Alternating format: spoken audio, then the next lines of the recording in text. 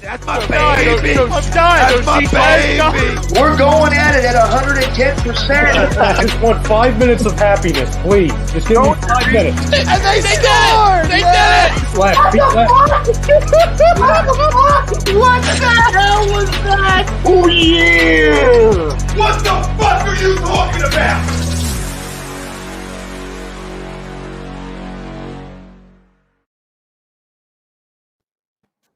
It's Monday night, everybody, and welcome to the Sports Hounds exclusively here on A2DRadio.com. Brad Ryer, I'm Rob Brinkman. Frank Vesby's producing the show. We're live on Facebook, YouTube, Periscope, Instagram, Twitter. If you miss anything here on A2D Radio, stream us, download us, like, subscribe, share, podcast form, Spreaker, Spotify, Google Play, iHeartRadio, iTunes, Apple Music. Takeover's real, takeover's everywhere. Content can be streamed, downloaded. Be sure to like, subscribe, and share on all your social media platforms. As always, we're brought to you by our doc, make them yours through Dr. Paul Vidal, Specialized Physical Therapy. 2 convenient locations in Burlington and Cherry Hill. Also brought to you by Body Check Wellness. It's a line of products that promote wellness, balance, and recovery by using the full potential of hemp. They come in extract, blends, gummies, and topicals.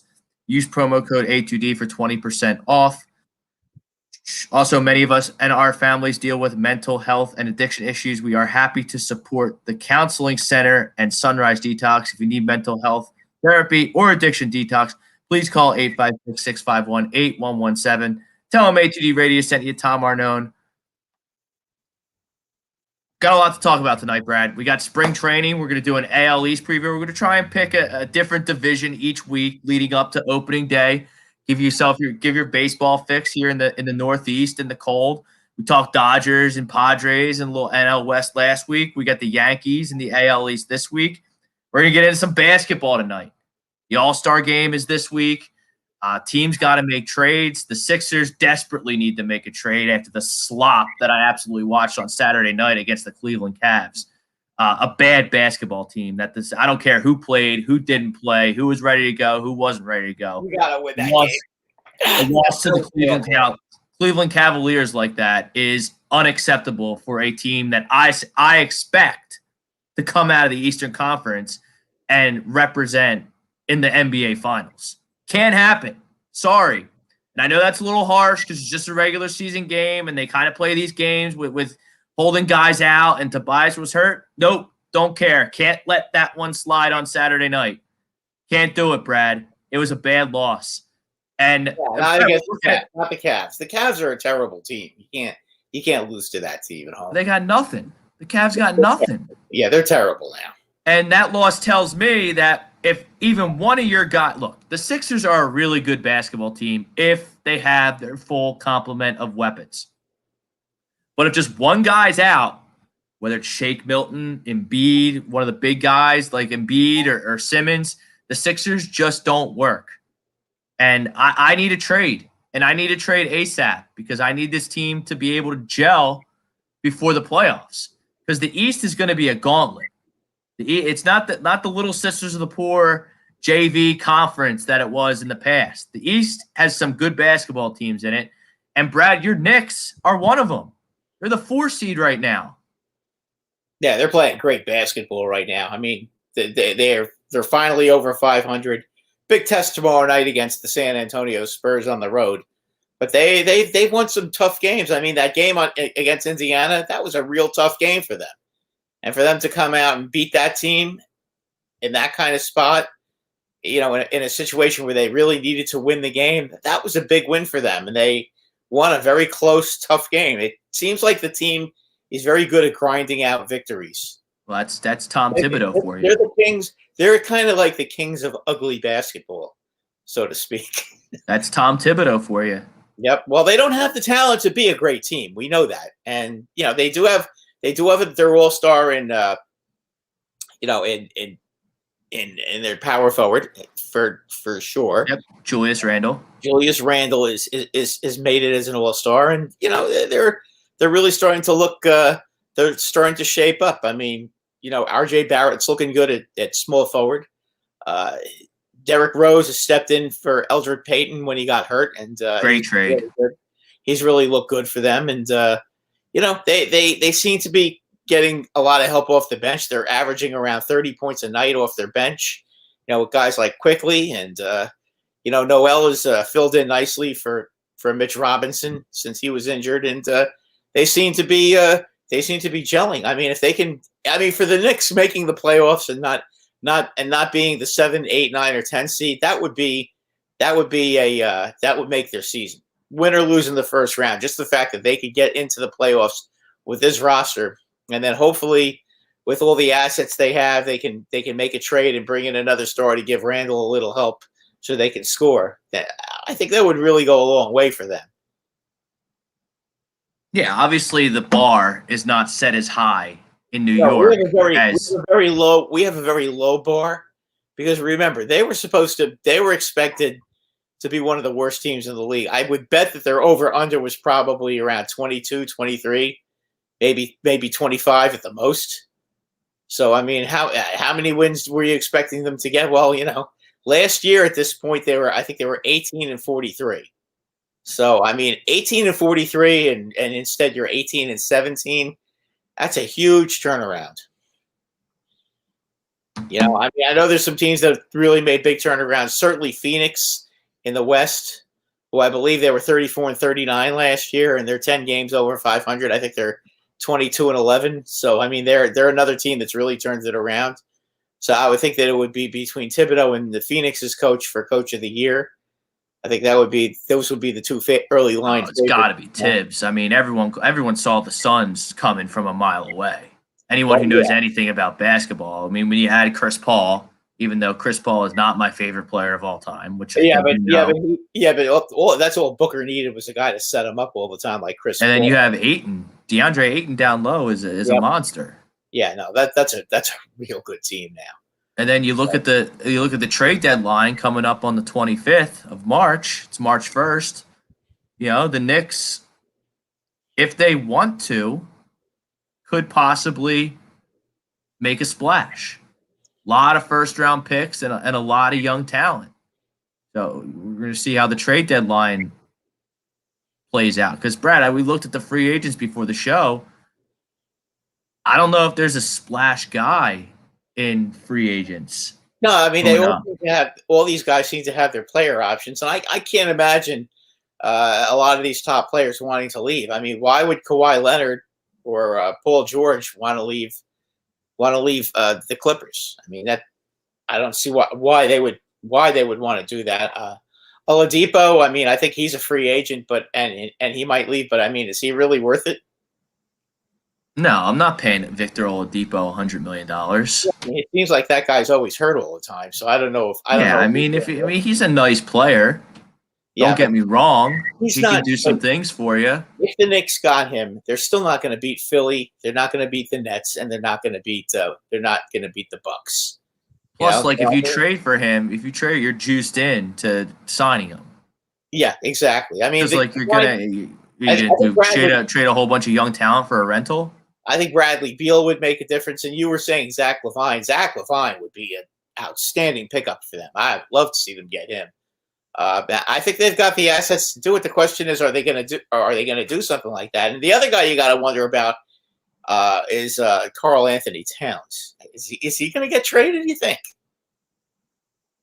It's an interesting point because Minnesota's horrible. They're horrible. They're 9-28.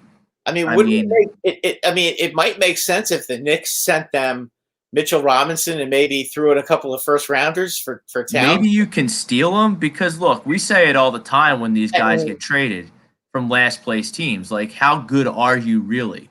Like, if I can be 9-28 with you, I can certainly be 9-28 without you.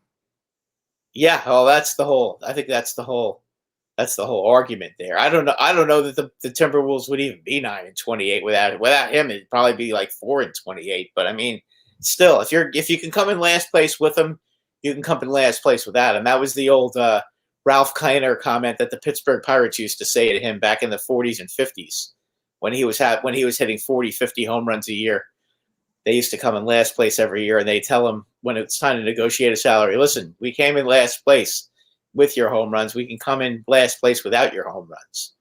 So, I mean, that's something you have to think about. I just don't know about his relationship with Thibodeau. I have no clue because, again, I wouldn't be tuned in on what was going on in Minnesota, but that would be a nice pickup. He might be available. You would have to think that they would think about it.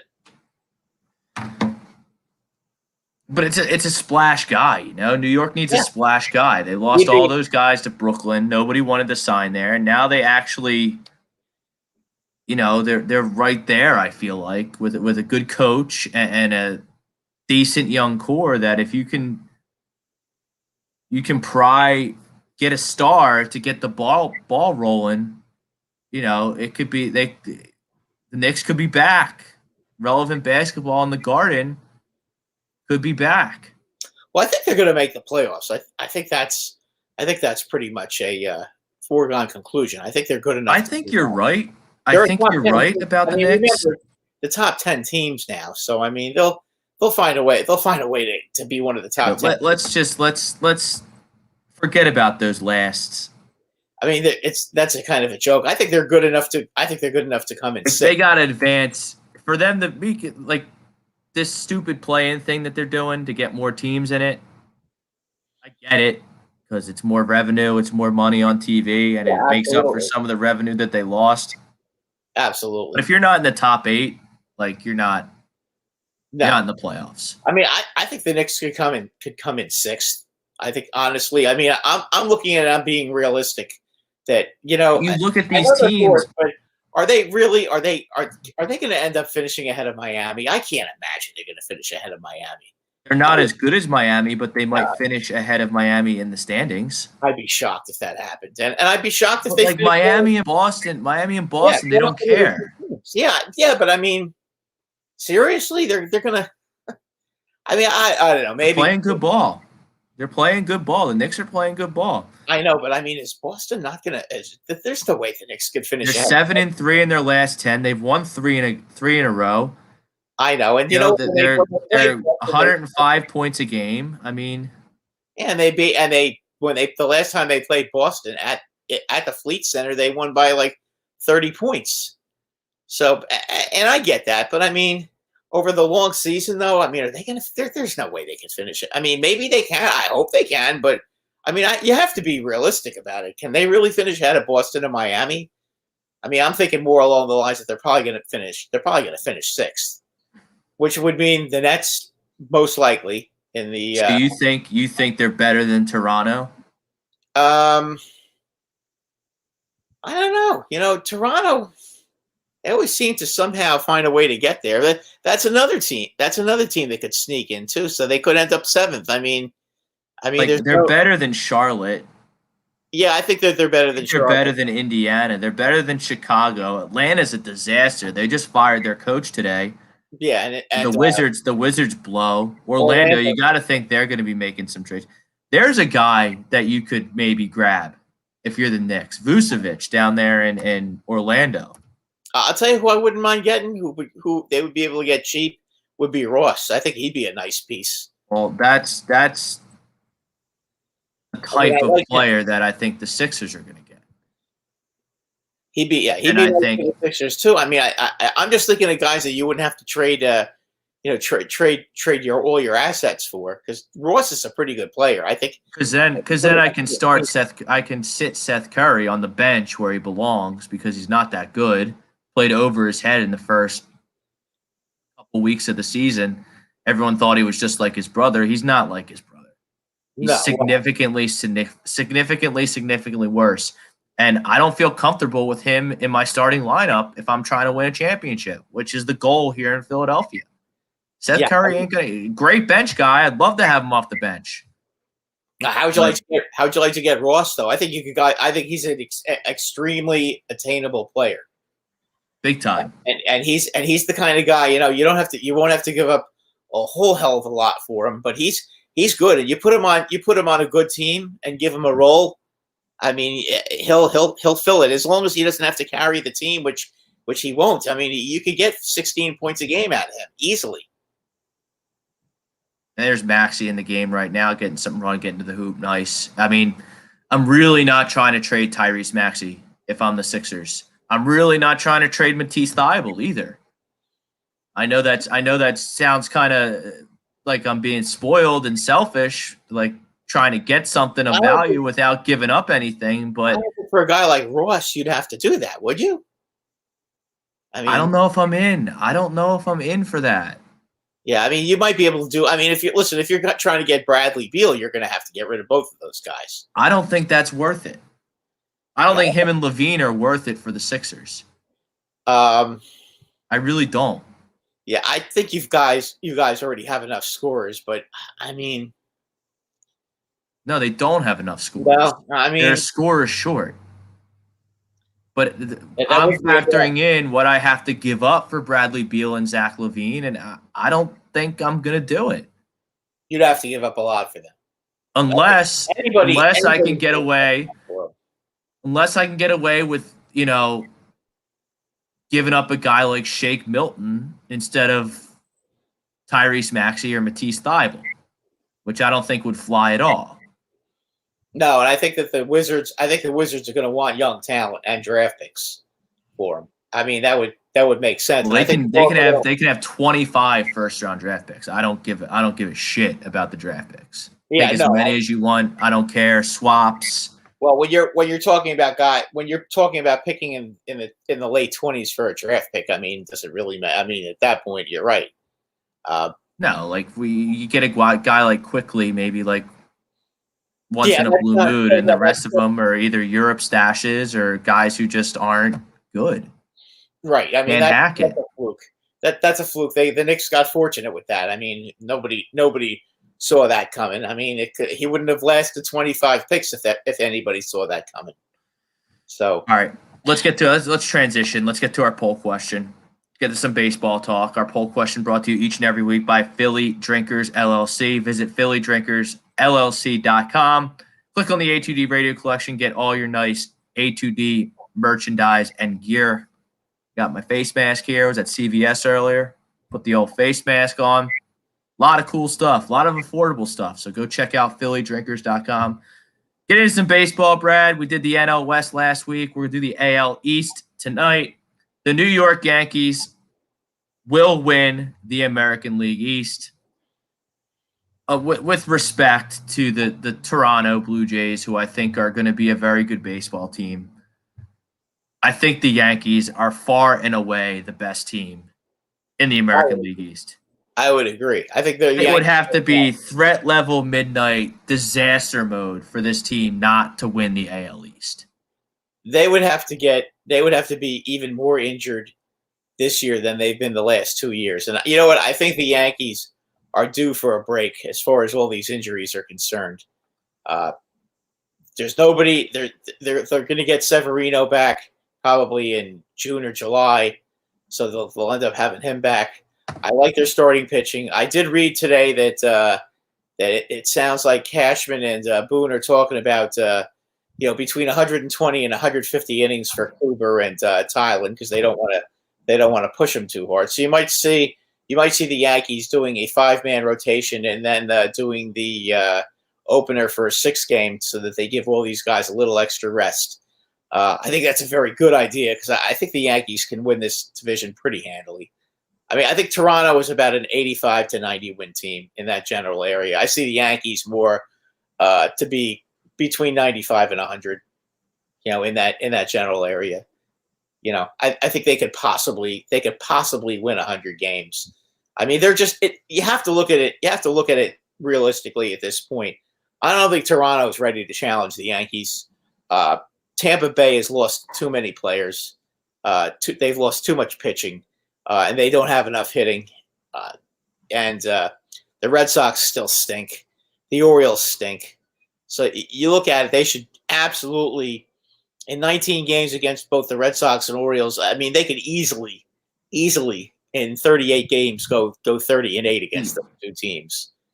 I mean, is there any reason why they can't do that?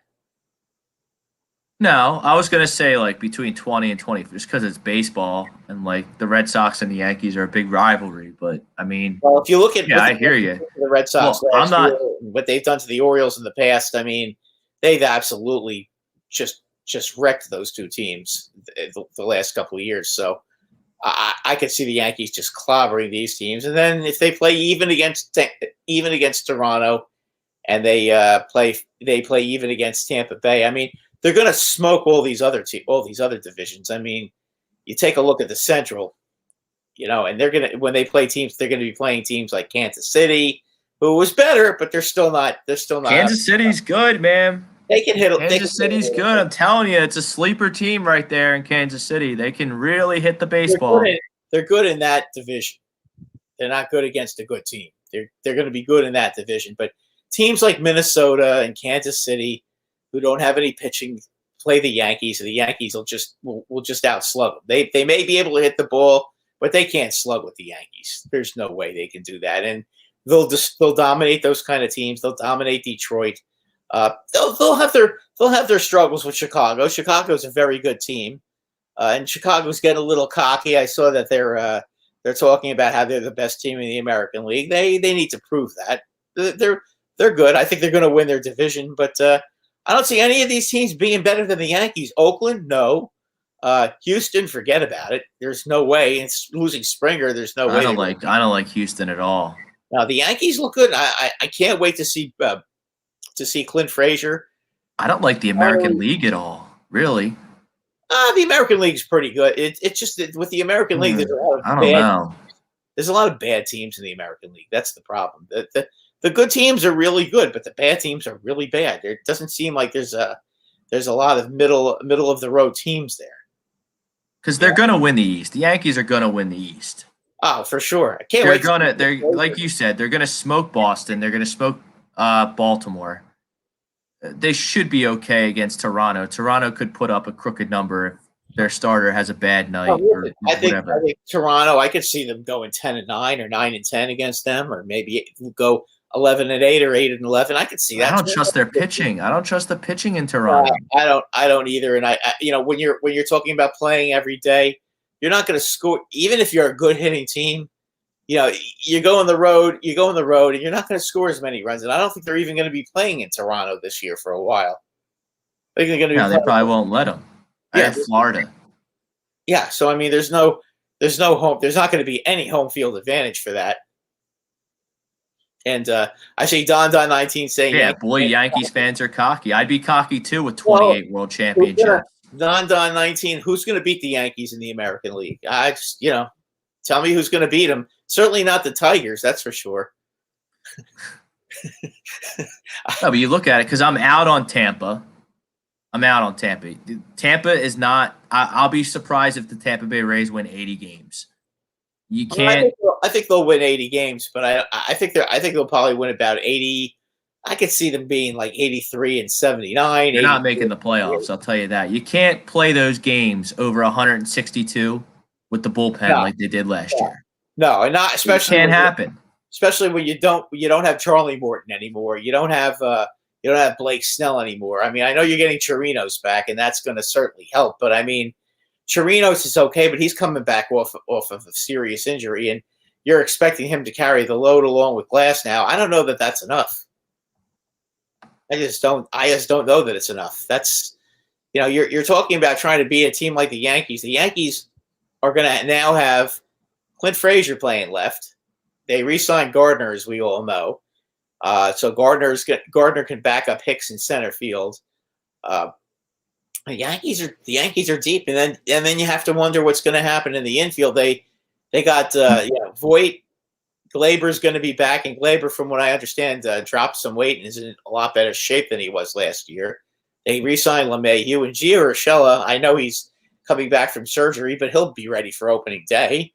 And the big question for them really is going to be behind the plate. Can Sanchez come back and be the kind of hitter, dangerous hitter that we are accustomed to seeing, or is he has he forgotten how to hit? That's going to be the question. I mean, we hit a mammoth home run today. Yeah, so did this guy Gittins, who I've never heard of. But I mean, again, I made a comment today on Facebook. Why do fans get themselves so aggravated when they lose when their teams lose exhibition games? Can you please tell me what the hell is going on that people get themselves all riled up? If one of their good pitchers gets bombed in spring, it's spring training. These guys are working themselves into shape. They don't want to hurt their arms. They're not gonna sit there and throw as hard as they possibly can in spring training. They're gonna take it easy and just try to get themselves in shape. Why does everybody put such a premium on these spring training games? Yeah. And like yesterday, Ivan Nova. And I'm as bad as anybody. I sit there and yesterday when I heard that they were down 4-0 against Toronto, I was having a freaking meltdown. And I'm saying to myself, why am I getting so mad about a preseason game?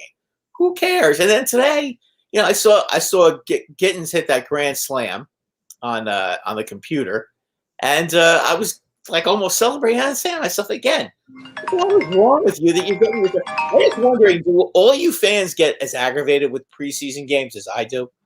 Because it just seems like wasted energy, and I think a lot of us do, which is kind of silly. Do you find yourself getting annoyed when when the Phillies lose preseason games? No, and everyone's freaking out. Like Ivan Nova goes out there and gets bombed, and they bring in a couple of bullpen guys, and they get bombed.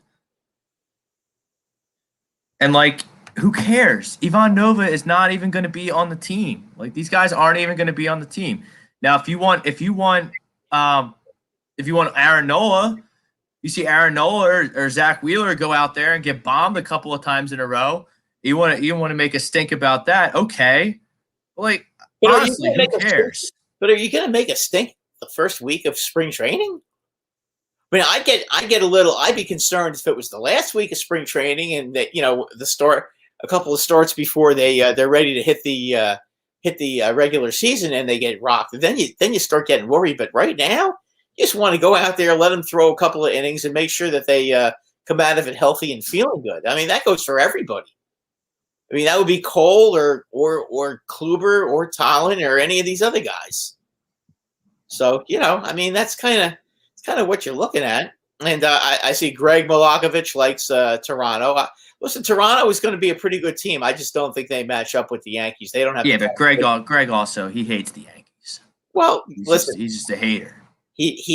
What is he, a Philly fan? Yeah. Is he still upset about 2009? No, he hates the Lakers. He hates the Yankees. He hates those big mainstream guys. Okay. Well, I admit I don't see how you can even make the case that over 162 games that the Toronto Blue Jays are going to win more games than the Yankees. I think the better question is, like, are the Yankees going to win more games or the Dodgers going to win more games? I think the Yankees are going to win more games because the NL West is tough. San Diego is a real team. The Dodgers might not even win the West. Well, I think the two best teams in baseball might be the Dodgers and San Diego right now. So, I mean, to have to play San Diego is not going to be easy. And I think San Diego is going to be challenging them. I think San Diego will bring the best out in the Dodgers, quite honestly, because San Diego should bring the best out for each other. Yeah, I think so. I think they're both going to win a lot of games. And whoever ends up as the wild card team, my comment would be big deal. They'll slaughter whoever they play in the wild card game, and then then you're going to have to play them in the playoffs. Good luck. It's going to be very tough. As far as the Yankees are concerned, though, I don't see the Yankees losing to any of these teams over 162 games. I mean, sure, they're going to have their whole they're going to have their problems, but Greg gets above Trent and he starts itching. I hear you, man. New York's not my favorite. It's not my favorite city in the world either. But the Yankees are good. You know what? Once you get past Trenton, it starts becoming Yankee country or Met country, depending on. No one likes the Mets. Well, the Mets are frauds. The Mets are absolute frauds, by the way. They're frauds. I'll bet anybody in the chat, anyone on the internet, anything they want within my financial means, that the Philadelphia Phillies win more games than the New York Mets. I think the Phillies are going to win 90 games this year. I do.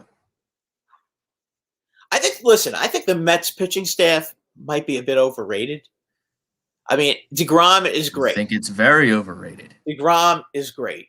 There's nothing I could possibly say that's wrong with DeGrom. Okay. And if I did say something bad about DeGrom, then I'd be just acting like a fool because he's He's the best of the best right now. Okay. But the rest of the staff, Carlos Carrasco, I mean, okay. He was okay. He was pretty good. He was pretty good in Cleveland last year. But, again, that division sucked last year.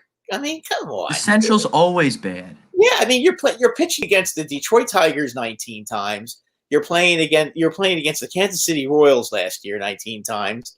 I mean, come on. What are you kidding me? Minnesota is the most overrated team in the history of baseball. They lose Rosario. They have no pitching. They're really relying hard on Nelson Cruz, who's 41 years old.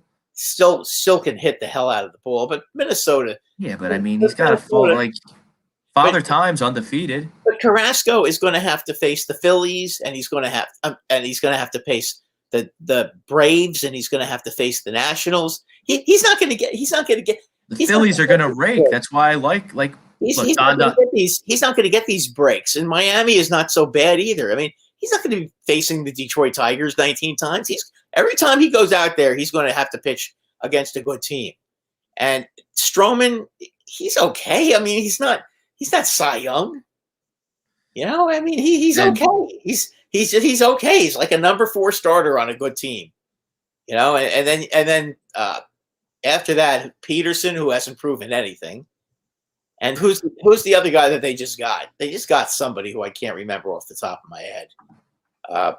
But they traded Matz, and they brought in Taijuan Walker. What the hell's Taijuan Walker ever done? And they have Stroman. Yeah, I already talked about Stroman. Stroman's number 4. It's a number 4 pitcher to me. They're making a big deal about Syndergaard, but if you want to make a big deal about Syndergaard, he's coming back. He's coming in back in June?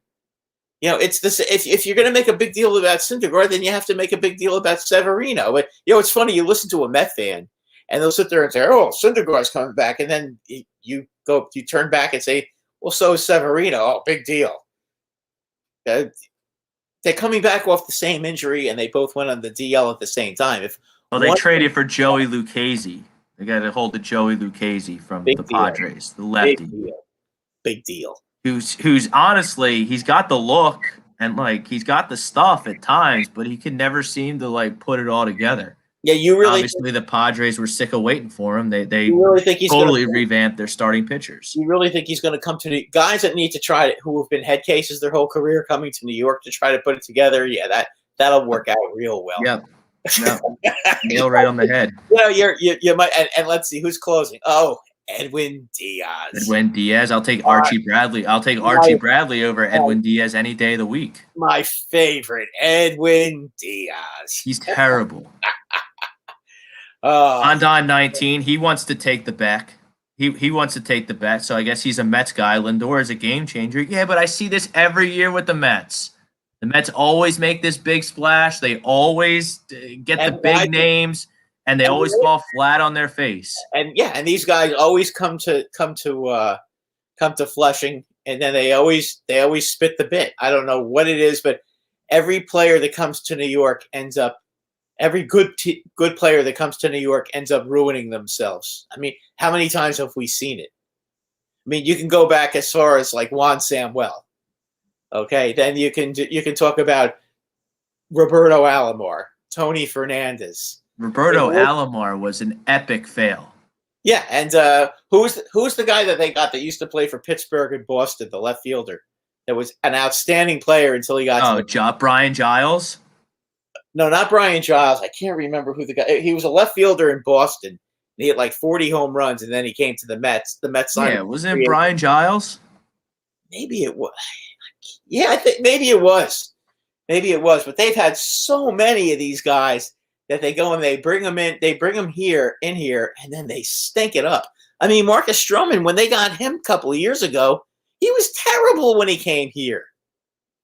And what was hilarious was he had just come off a game where he pitched real well against the Yankees. I think he threw 7 innings, and I think he only gave up 2 runs in 7 innings against the Yankees because he really wanted to get traded to the Yankees. And then he got traded to the Mets, and he got smoked in the National League. They were beating him up. So, I mean, I don't know. Listen, I'm not as in on the Mets as the Met fans are. I do think they can hit the ball. without question. That they can do. You look at their infield. You look at third base, very strong. J.D. Davis can certainly hit. Obviously, Lindor can hit. McNeil can hit the ball. Their first baseman hit 52 home runs a couple of years ago. And then you got Conforto. Jason Bay. Sorry. Jason Bay, thank you. That's the guy I was thinking. Not Brian Giles. Brian Giles never played for the Mets. No. Jason Bay did, though. He was terrible, too. Jason Bay is the guy I was talking about. Whoever came up with that, I thank you. I just couldn't remember his name. Let me open there. The 10 most disappointing free agents in Met history. Yeah. Number 10 is Moise. This just goes to my point that the Mets are gonna fucking stink and the Phillies are gonna win more games than them. RotoChamp has the Mets projected at 93 wins. There's no shot. No shot the Mets win 93 games. There's no way. Number 10 was Moises Alou. That's not really. He didn't really get big money. He only got a 1 year. He only got a 1 year, $7.5 million deal. Yeah, that's not a big free agent. 2007. How about George Foster? When he back in the 70s, when the Big Red Machine was taking apart their team, they brought George Foster to the Mets. Brought in George Foster. He went from the baseball number 9 to crap. Number 9's Bernard Gilkey. I don't even know who that is. He actually played well for them. What are they talking about? Bernard Gilkey at 300. I mean, it is Bleacher Report, so you got to take it with a grain of salt. True. That's true. Bernard Gilkey played well for them. Number 7 was Jason Bay, who we just talked about, who was terrible. He was the worst. Number 6 was George Foster, who you just mentioned, a former MVP. Thank you. They ruined him. Number 5 is Bobby Bonilla, which is well publicized. Yes. Yeah. They're still paying him, by the way. Terrible. They're still paying him to stink. Omar Minaya, he thought it would be a good idea to give Luis Castillo a 4-year contract in 2007. Oh, I remember. Oh my God. I remember I was at the game when he dropped the pop-up. Yeah. In the 9th inning. I know exactly what you're talking about. Yep. 3 runs scored and the Yankees won the game 9-8. I just remember A-Rod was up. He pops the ball up. He slams his bat on the ground. Everybody's booing the hell out of him. And then Castillo goes out and drops the ball. And then Teixeira came in with the winning run. Everybody, we were cheering as well as laughing at that game because that was so funny. Number three is Kaz Matsui. Which I don't know. I think that's a little high for Kaz Matsui. Did anybody really care about Kaz Matsui? Yeah, he's too insignificant to be that high on the list. Come on. Number 2 was Vince Coleman. Yeah, Vince Coleman. Yes. Eddie Murray too. They got Eddie Murray, and he was horrible. Number 1's Oliver Perez. I don't know. This list is bogus. Yeah, that list is bogus because they're forgetting Roberto Alomar. Roberto Alomar was a train wreck. He was horrible in New York. And I mean, how can you not have Roberto Alomar on that list? Okay, how can you not have Tony Fernandez on that list? I mean, Oliver Perez, number 1. I mean, yeah, that was a bad contract, and he was awful. But okay, but I mean, we're talking about players who were absolutely superb ball players. Then they come to New York and they stink it up. Okay, I mean, even Mo Vaughn. Mo Vaughn was a bad signing. Yes, he was. He was terrible. And when they traded Lenny Dykstra for Juan Samuel, everybody was like, "Well, they got Juan Samuel." I was even like, "Oh boy, they got Juan Samuel." Jesus Christ, that was. I thought, Jesus Christ, that's a steal because nobody really thought Dykstra was going to turn out to be the kind of player he was in Philly. But he was another one that came to the Mets and just died. It seems like every time the Mets go out and bring in a star player, they come to New York and they die. When do you ever see a guy come to the Mets and raise his level of play? I mean, when does that ever happen? Very rarely. Yeah. So I'm out on the Mets, and I'm very much in on the Yankees in the AL East. I don't see it, man. I don't see it with Tampa. I certainly don't see it with Baltimore or Boston. Toronto's good, but I mean, I think Toronto at their bullpen now. Okay, they still. I mean, obviously, I think the guy that scares me the most, to be quite honest with you, is Chapman. I'm more worried when Chapman goes in the game than than the other guys. I mean, you've got their main guy, their bridge to Chapman is unreal. I mean, you have Darren O'Day, who's been a very good relief pitcher for a long time, and he's death against righties. Okay, then you bring in Justin Wilson, who's death against lefties, who they brought in. They got rid of Adam Ottavino, who is just terrible, and his $9 million. And then you bring those two guys in, and it costs you a total of $3 million. So you improve your bullpen and you save $6 million while you're at it. You save enough money that you could actually go out and re-sign Brett Gardner. Pretty good. Cashman did a nice job there. But then you got Chad Green, Zach Britton, and then you get to Chapman. And I'm telling you, I'm more worried about when Chapman's in the game than any of these other guys. So I think these other guys are really, really going to be good. Philly Sports Passion 85. Lindare, after the season, needs to get the hell out of New York. He'll ruin his career if he stays. Don 19. I don't know how much you want to bet, Don. We'll find a charity. We'll find a mutual charity. We'll bet $50. Lindor will. The Mets will pay Lindor and he'll stay because he can make a lot of money in New York. But you know what? How can you not? You traded for him. You're gonna let him walk? You got to. I forgot. How about the two most recent new Mets that came to town as all-stars and completely ruined their career? Robinson Cano and Edwin Diaz. I mean, a little different just because it was a trade. Okay, but still, you're bringing in two more stars. I'm just talking about stars that came to New York, not necessarily as free agents, but just stars that came to New York and completely. Well, that's because Brody Ball was a disaster. Yeah, I mean, that trade. All he wanted to do was he was a former agent. All he wanted to do was bring in all the guys. All his guys that he represented. Right. And the Mets thought that he'd be able to that he would be able to attract a lot of players, but then their owners didn't want to pay him. Now they've got a real owner who's actually willing to put some money out there and spend it. You know, but they've got Alderson now. I think Alderson, by the way, is a much better general manager than Brody ever was. Well, Brody's terrible.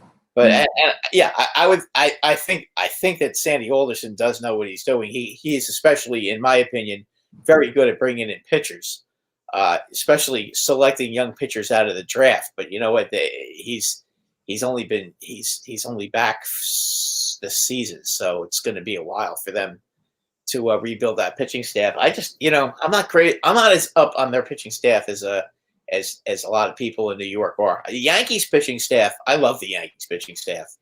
I mean, Corey Kluber and Jameson Talon to back up our boy Garrett Cole, and then you've got a plethora of young pitchers to fight for the fourth and fifth spots, and then at some point Severino is going to be out there as well. I mean, to me, things are looking pretty good. And you know what? The one thing the Yankees did is they have enough money left not to go over the salary cap if they want to go out and bring in a pitcher at the trade deadline. So, and they've certainly got enough young players in their farm system to go ahead and do that. So very high on the Yankees this year.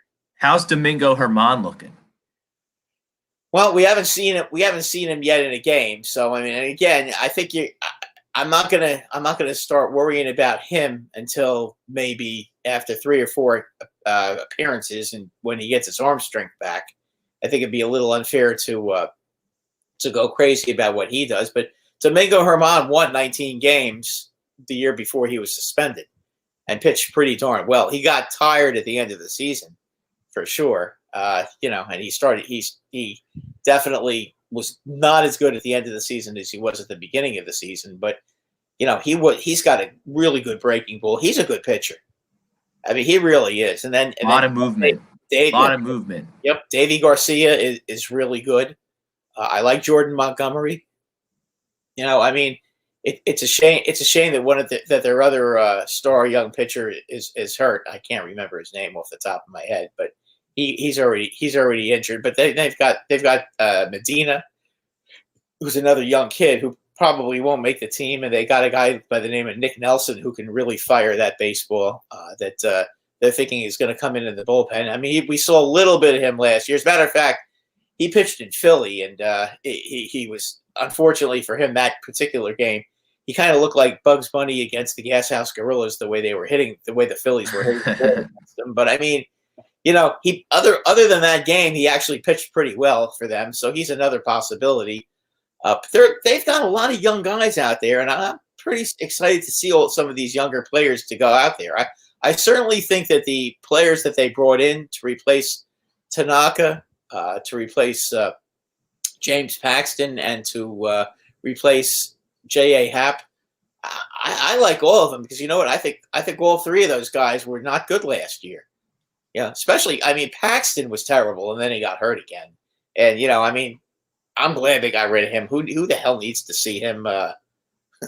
Who the hell needs to see him get smoked? I mean, it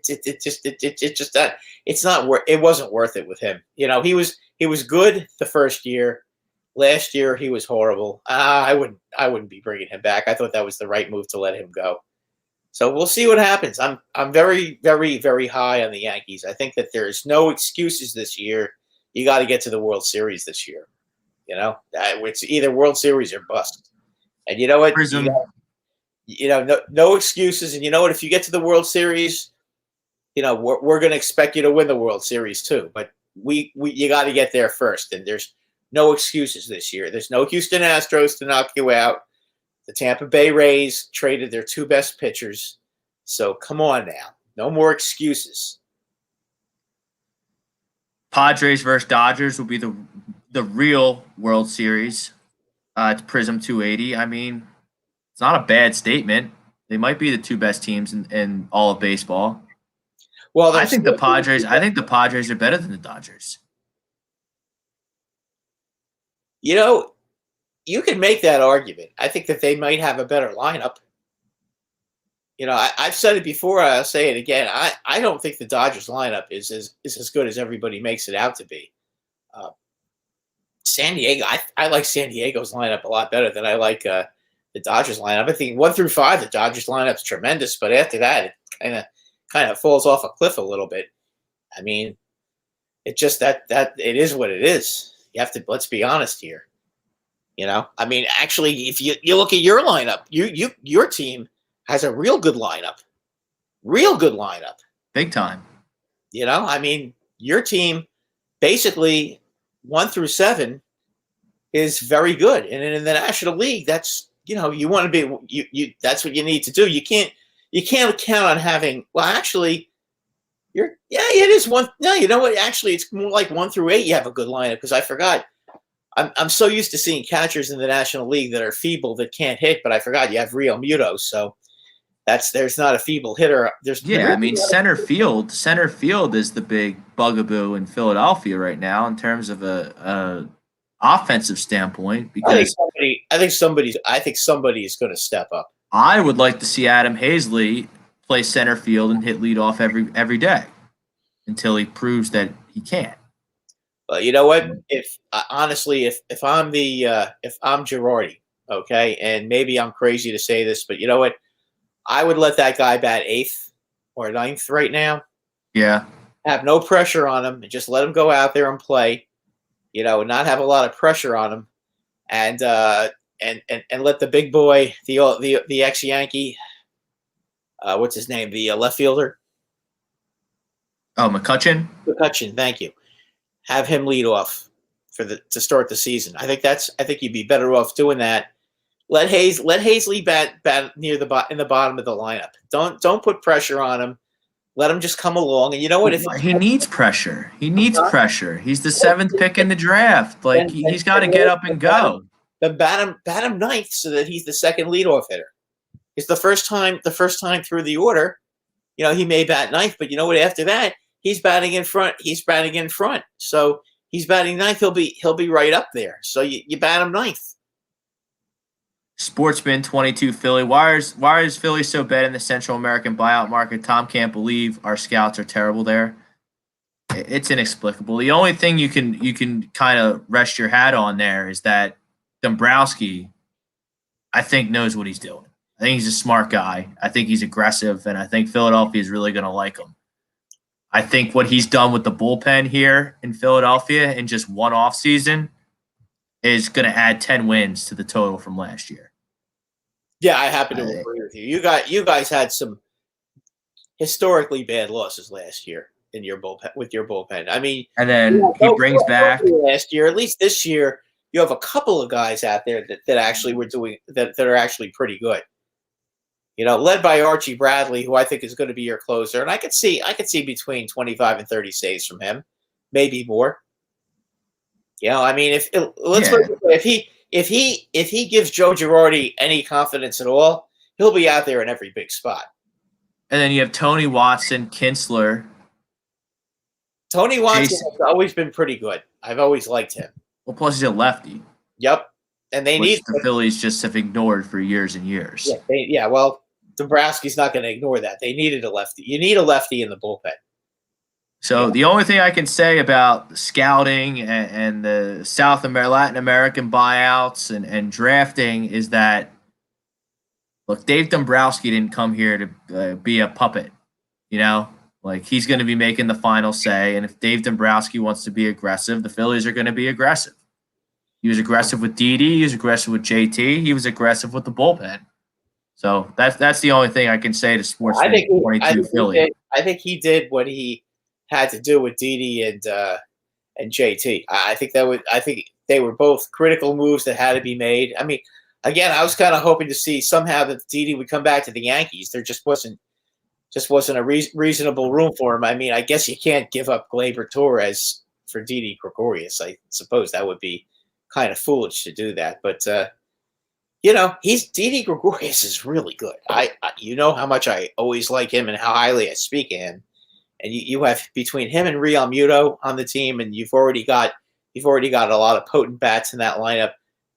If the Phillies can stay healthy, and if Joe Girardi is smart and doesn't overuse Andrew McCutchen, and gives him enough rest, I think that you're going to score a lot of runs. And I could definitely, I think you're going to start getting a lot more home runs out of your first baseman again. I think that's going to help. And there are some good players on this team. Some good players. Prism 280. Where's Baum going to hit? Good question. He's the third baseman, right? Yeah. He's real good. Probably 6th or 7th. I don't know. I might hit him second.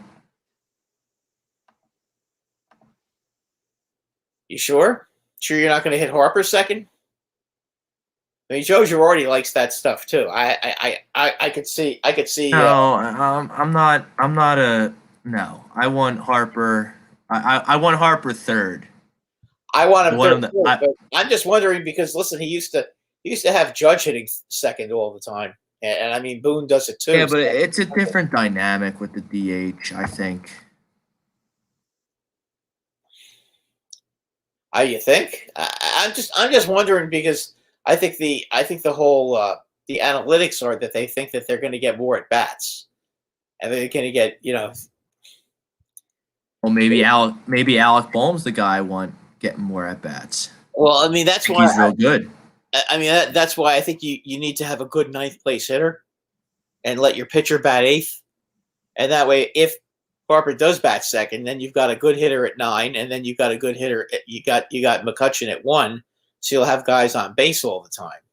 And then Rhys Hoskins, you figure he should be able to rebound and be a very good player. I hope so, but I'm not. I'm really not holding my breath on Rhys Hoskins. I'm really not. I mean, you look at that lineup. I think JT's probably going to hit third. I think he's probably the best pure.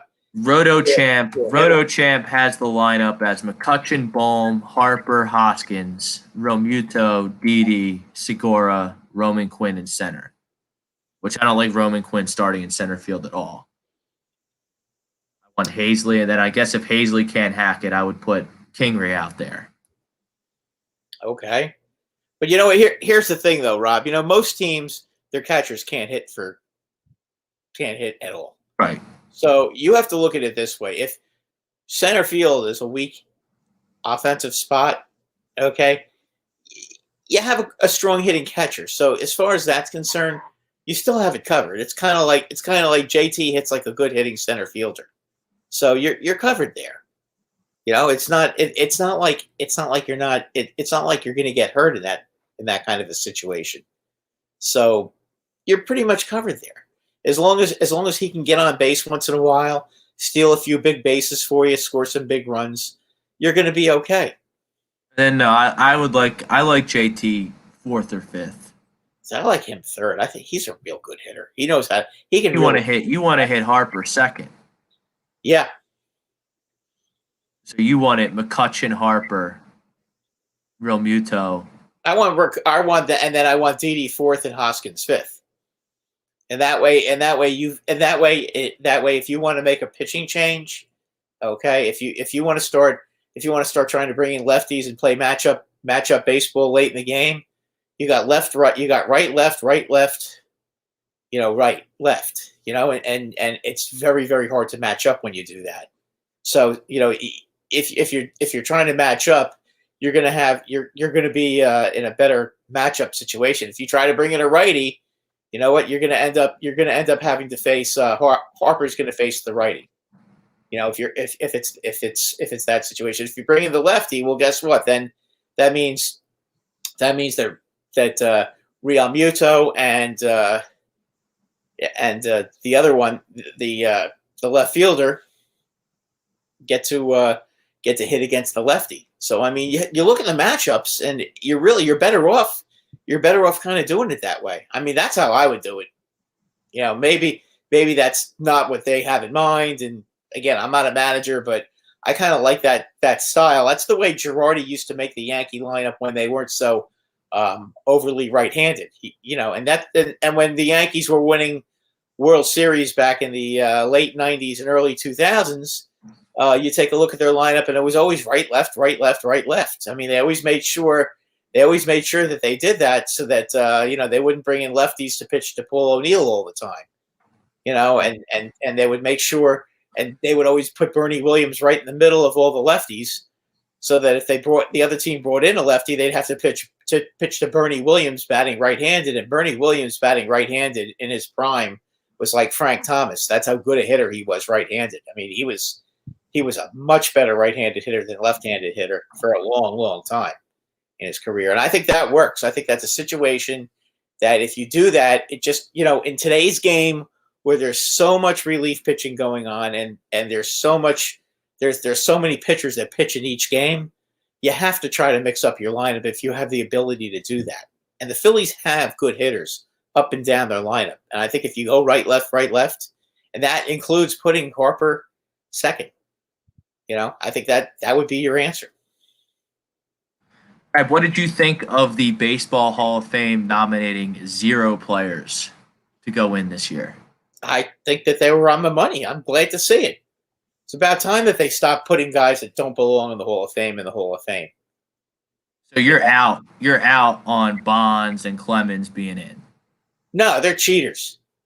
They shouldn't. They're cheaters. They're cheaters. They shouldn't be in. I mean, they were doing steroids, and they made a joke. They made a joke out of baseball, And listen, Clemens was on my team, and Clemens helped us win 2 World Series. So, you know what? And if I'm saying it, it's not because I hate Clemens. I can't stand the fact that he cheated. I mean, and that their statistics are tainted. Derek Jeter didn't cheat. He didn't need to cheat, and he was a shortstop, and he did just fine. Same thing goes for A-Rod. I love A-Rod, but you know what? Nope.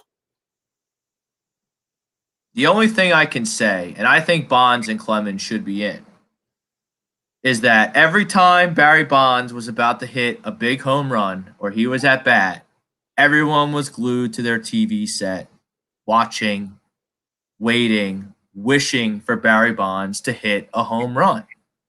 I think not enough is attributed to baseball rebounding from 1994 to the long ball, the steroid era, whatever you want to call it. McGuire and Sosa saved baseball. Yes, they did. And they were both. Sosa, I don't know if Sosa was part of steroid issue, but Sosa got caught with the corked bat. So that was He's a cheater. yeah. He was Sammy a Sosa did steroid. Yeah. He did PEDs. He did do. Yeah, he did. He did. I mean, listen, these guys who did roids, I don't think they should be in the Hall of Fame. See, here's the problem, Rob. It's not just the fact that they built up their bodies to be big, strong, studly players. These steroids, from what I understand, okay, they also kept your body fresh for the whole season, so you didn't wear down. So you didn't slump in September and August and get tired like most normal baseball players do. And that makes a big difference. And that's why these guys, hit so many home runs. They never got tired in the end. They never got tired at the end. And that's what makes baseball so hard. That's why it's so hard to, hit 300, and that's why it's impossible to hit 400, because as the season goes on, these guys start getting tired. And those illegal drugs help these guys stay alert, stay awake, and be able to come back and play. I mean, A-Rod even said in an interview that he would play a day game after a night game, and you know what, he wouldn't be tired the next day. And that's just wrong. It's wrong. That's not the best spirits of the game.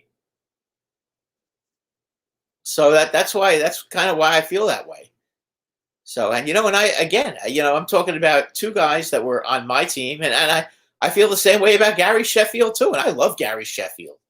I mean, he was one of my favorite all-time Yankees.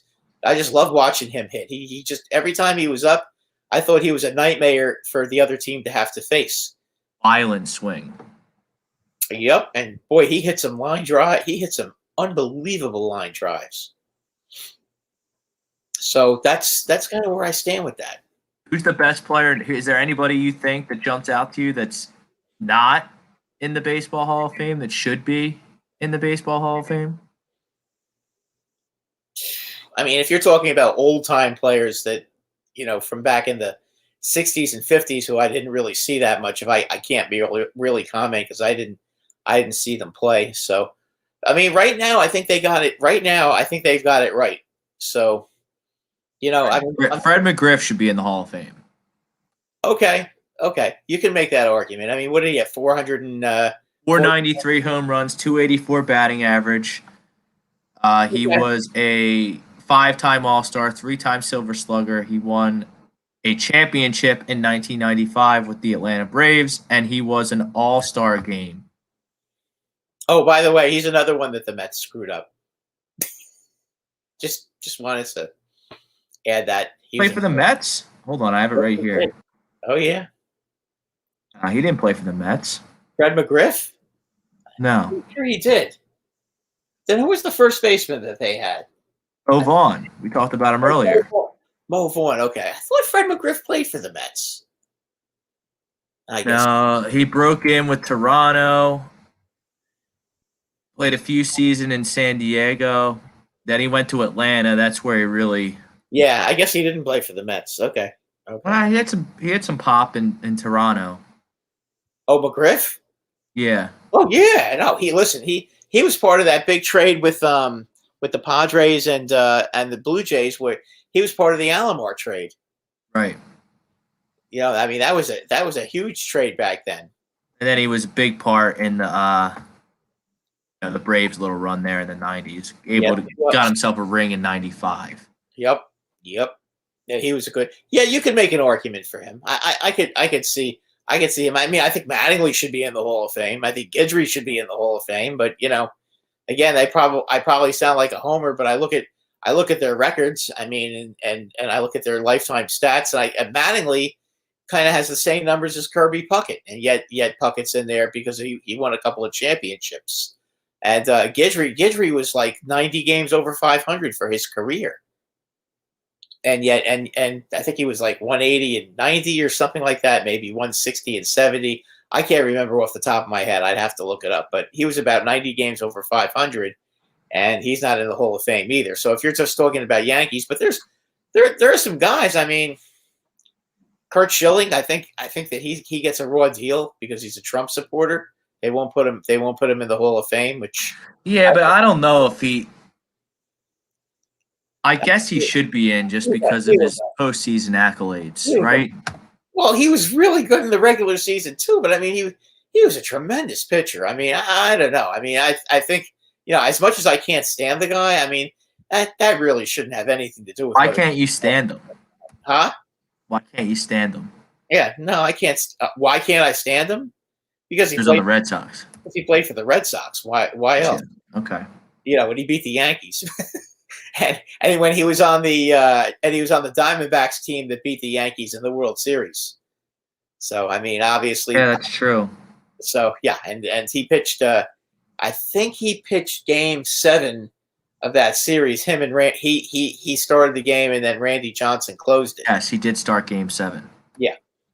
Yeah. So I mean, he pretty much always shut the Yankees down. He gave them fits. So he's one guy I couldn't stand. But you know what? I couldn't stand him because out of respect.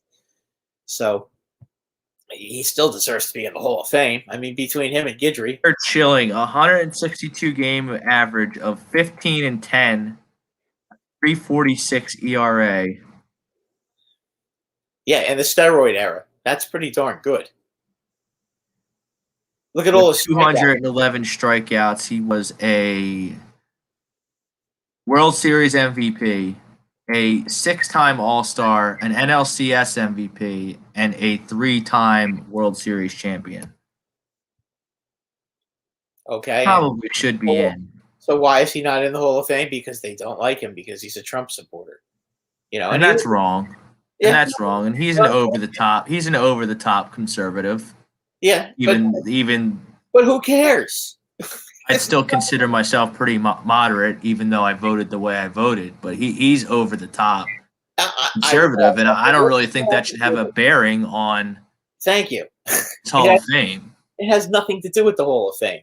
But you know what? The writers make it all about that. So, and it's unfortunate. He's a Hall of Famer. I think if you take a look at Ron Guidry should be a Hall of Fame. If Mike Bucina is in the Hall of Fame, then Ron Guidry should be. I pounded the table many a years for Mike Bucina. Yeah, I know you did. And Andy Pettit, who was very good, but you know what? I have to be consistent in my opinions. You can't put him in. Nope. Andy. I know he claims he only did steroids the year he got hurt because he was trying to rehab his arm. But still, steroids were not allowed. Or steroids shouldn't be allowed. They're not allowed now.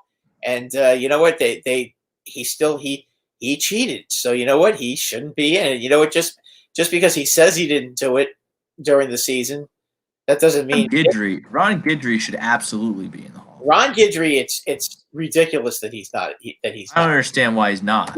That's probably the best one because he's won a Cy Young. He won 20 games 3 times. I mean, you take a look at 1978. I mean, that was one of the greatest pitching performances of all time. 25-3, 1.74 ERA. Undefeated in the postseason. 9 shutouts he had. Yeah, I mean, 248 strikeouts to 72 walks. Yeah, he was good ratio. You take a look at some of his other seasons. I mean, the year before he won 25 games. I think he was 16-7, and he had a huge year that year. And then the year in 1970, he went to the bullpen to try to save to try to help the team because Goose Gossage stupidly got into a fight with Cliff Johnson and broke his thumb. So he went into the bullpen and he basically cost himself a season's worth of winning. But I mean, 320 games winning seasons. He's been a Cy Young Award winner. He's a 2-time ERA champion. He's a 5-time Gold Glover. 2 World Series, 4 All-Star teams. What's an MLB POY? Not sure about that. I don't know what that stands for. Let's see what time he pitcher of the year? I don't know. Never seen that. ROY is rookie of the year. Yeah, he wasn't that.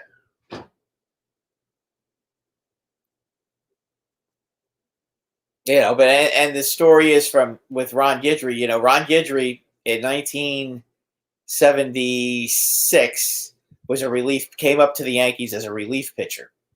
And in the bullpen one day, Sparky Lyle was bragging about how great his slider was, and then Guidry asked him to show him how he did it, and Sparky Lyle showed him how to throw it, and Guidry made a career out of it. That just goes to show you, a lot of these guys, if you just pick some of their brains, some of these guys pick their brains. Pettit learned his cutter from Rivera. There's a lot of that goes on. But Guidry should be in the Hall. Mattingly should be in the Hall. Do you think Scott Rowland should be in the Hall, or is he? No. Scott Rowland, a Hall of Famer, because he gets brought up, and a lot of people that are smart baseball minds think that he's a Hall of Famer. I didn't really watch him enough to make a real honest opinion. So for me to comment one way or the other probably wouldn't be really fair, because he's an elite defender. He was an elite defender, absolutely elite. 8 Gold Gloves he won.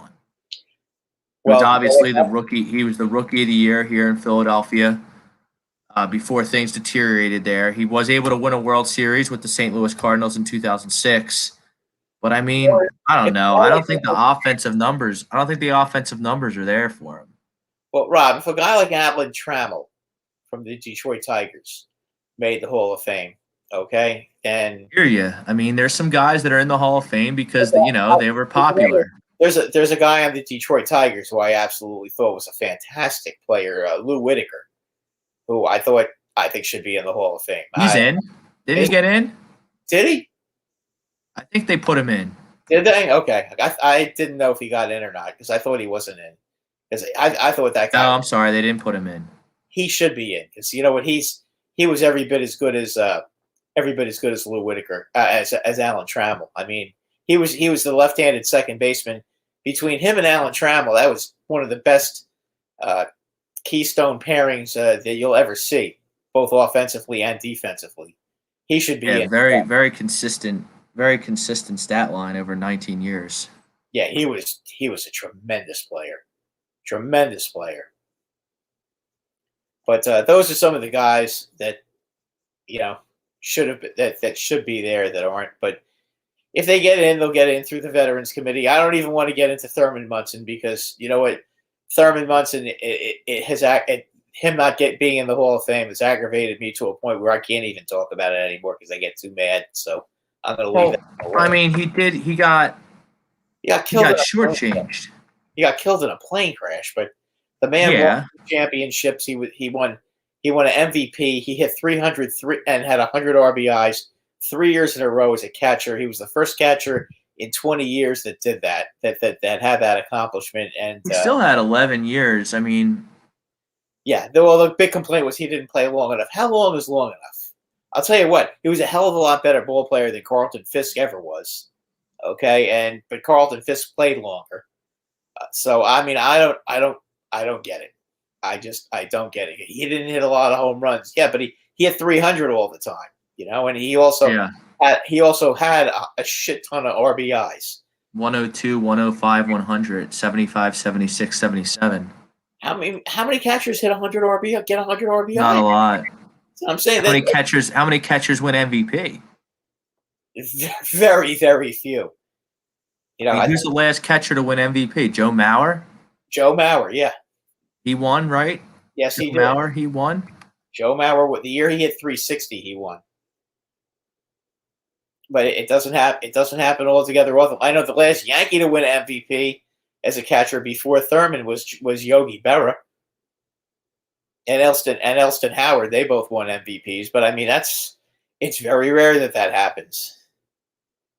So there's plenty of guys that you can make an argument for. I know Jim Bunning made it. What about Chris Short? I don't know if Chris Short had a was great long enough to be considered a Hall of Famer, but he was really good. I mean, there's a lot of guys. There's a lot of guys who were right in that bubble, and I think it's become these days. It's become more political than anything else. So, guys that like if the writers like you, you're in the Hall of Fame. If they don't. Well, it's like T.O. in football.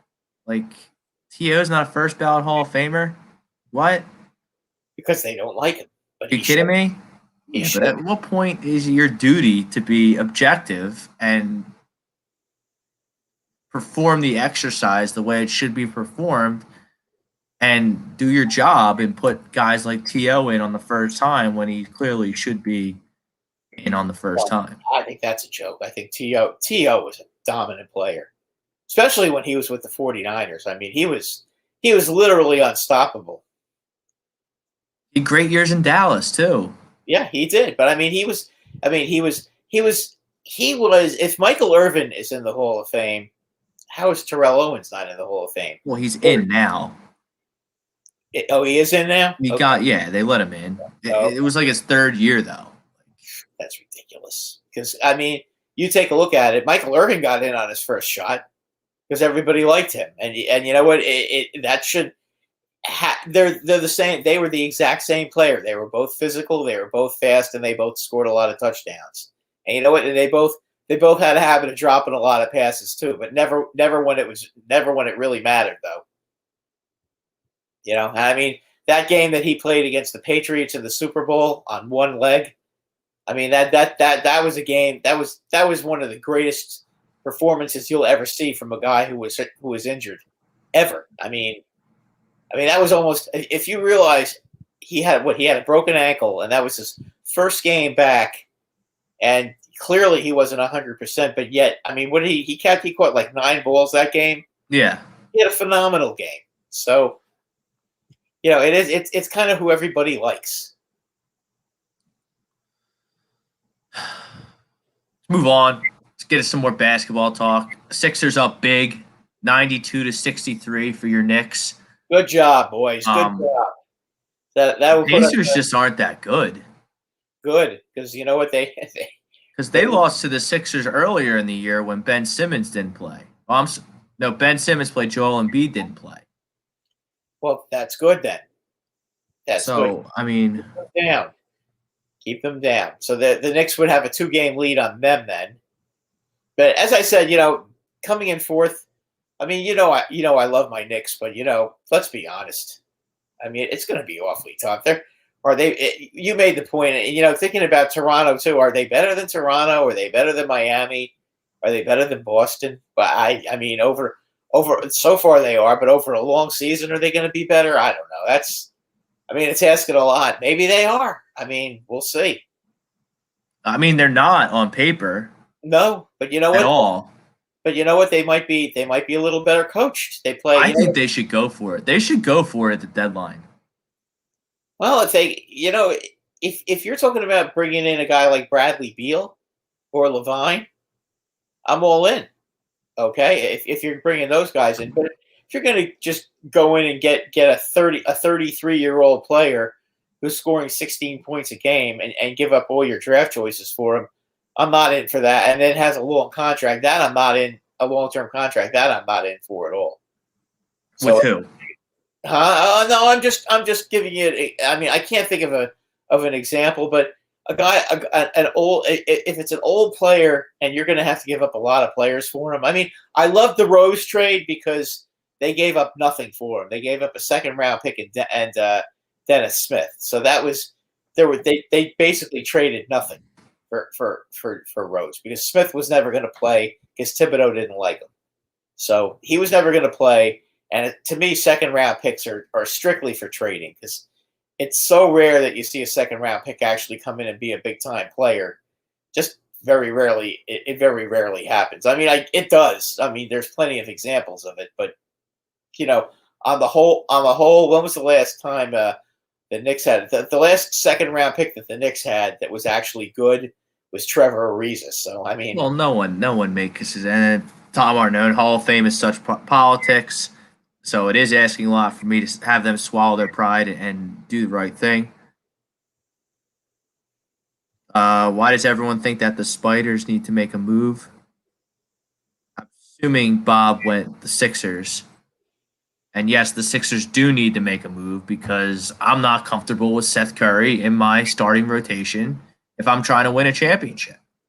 I'm just not. I see a bench guy over, and he hit the ground running. And I was guilty of it, and I overvalued him, and I thought the Sixers, as constructed, were going to go to the finals. But he's not consistent enough. He's not consistent enough to play a guard perimeter position on a contending team. They still just not. You got to do something. They could still go to the finals, though. I mean, they're a very good team. I mean, I don't think that. No, I don't think this. If they don't make any trades, I don't think the Sixers are going to go to the finals. I mean, there's three teams in the NBA East right now, in my opinion, that are fun, that could make the finals: the Bucks, the Sixers, and Brooklyn. Those are the three teams right now that have a legitimate shot at getting to the finals. The Celtics, if they could ever get their acts together, have the ability and the talent to get there, but something is wrong there.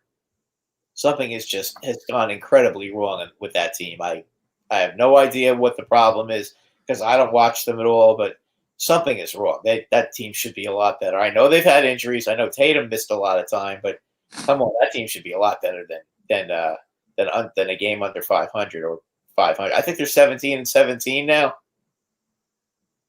And then, the player to keep an eye on is Lowry. Is Toronto really going to trade Kyle Lowry?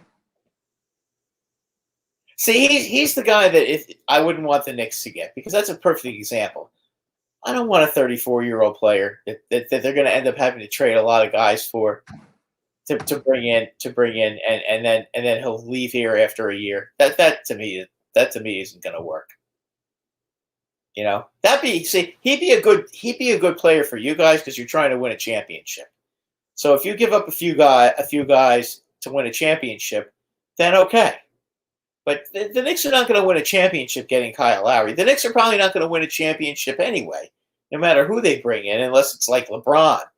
They're not going to win a championship. Let's be honest, okay? I mean, they're a cute little story right now, and they'll probably make the playoffs, and whoever plays them in the first round is going to have to face a real gritty team that plays hard and gives it 100% and plays real tough defense and is going to bang you around a little bit. I mean, they're like the old Knicks used to be with Ewing and those guys. They don't score enough, but they make your life miserable and they're hard to play against. So, but none of those guys are going to put them over the top. If the Sixers got a guy like Lowry, I think he could put them over the top. You're probably right. They need an improvement. Lowry, I'm sure, can play shooting guard. I mean, he's a point guard though, isn't he? He's a point guard by trade, but I mean, but he Ben gives you so much flexibility. This is why I laugh at people when they say that they don't like Ben. Like, what do you mean you don't like Ben? He's not Dame Lillard or Steph Curry. He's not a volume scorer. You got to get over that. He does so much to help you win basketball games. He can play point forward, Ben, and Lowry can bring up the ball too. I mean, if Ben doesn't have to bring the ball up all the time, he may have a little bit more energy to play, to play more minutes. And Kristaps Porzingis, your old boy, Porzingis. Wayne, he's at the center of a lot of trade rumors as well. Tell you what, if Kyle Lowry goes to the Sixers or the Heat or the Clippers or one of these teams that he's rumored, I mean, that's a game changer. That would see for them, yes. It makes no sense for the Knicks, though. They're not going to win a championship with him. No, you're probably right. The Sixers might. You're definitely right. Yeah, the Sixers might. The Clippers might. The Lakers might. The Knicks have also been linked to Andre Drummond.